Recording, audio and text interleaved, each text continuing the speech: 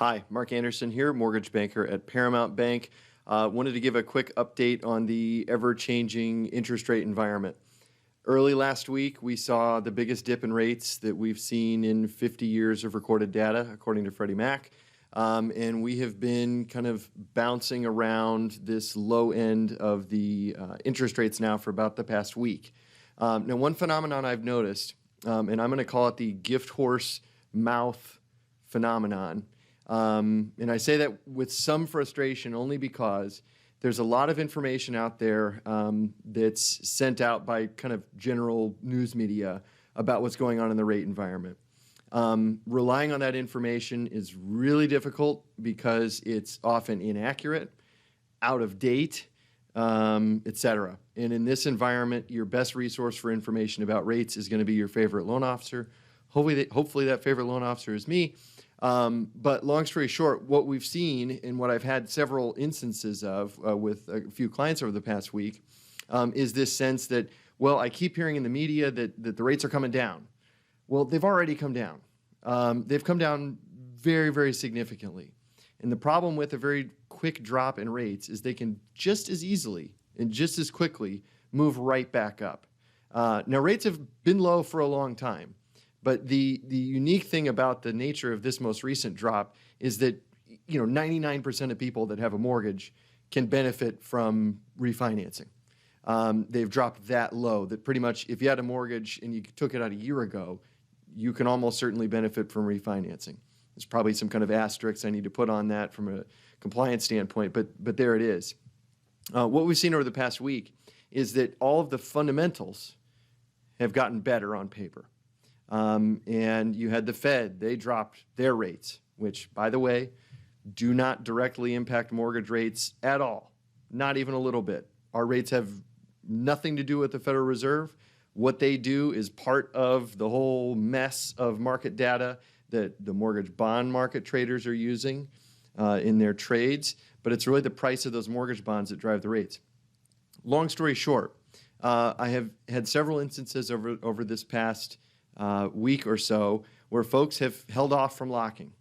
And they've held off because they keep hearing, well, the stock market keeps going down, the bond market keeps going up, and so-and-so on TV said that he's going to expect the rates are going to get down to 1%. Meanwhile, they're losing out on the opportunity to lock into known reductions in their current interest rate. And this, as I'm seeing just today, if you look over here, this is a service I use to keep a live feed on the mortgage bond market. This is where rates are born. This is where they're made. This is where we see the changes happen throughout the day. This chart down here tracks nationwide. This is user-reported data from the folks that use this particular service, but it gives you an indication.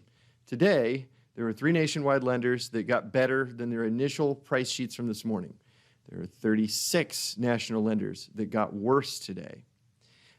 There is a phenomenon that has not been talked about in any of the press I've seen about rates, and that is that there is some kind of technical limit for how much these big institutional lenders can take on in terms of new locks. Given the historic nature of the drop over the past week, there has been such a rapid influx of new locks that your big institutional investors are going, hold on. This is too much. We've got human logistics associated with fulfilling these orders in some way. There's a limited supply of money. And so what we've seen is a lot of the fundamentals got better. The rates would actually get worse. So we would see the bond market doing very well on a particular day, and normally that kind of change would result in better rate sheets, and then we'd see worse rates. Now, I want to be clear about something. Rates right now are still fundamentally very, very, very low. They're not quite as low as they were earlier today or at the end of last week. That said, I want to make this very clear. Don't look the gift horse in the mouth. If you can structure a refinance scenario that benefits you in terms of reducing your payment, you should seriously consider taking it. Lock that in. Move the process forward. One of the things to think about too, just from a customer service standpoint, I have done a lot of locks over the past week. Everybody at my company has done a lot of locks over the past week. The longer you take to lock in, the further back in line you're going to be when it comes time to processing and closing your loan.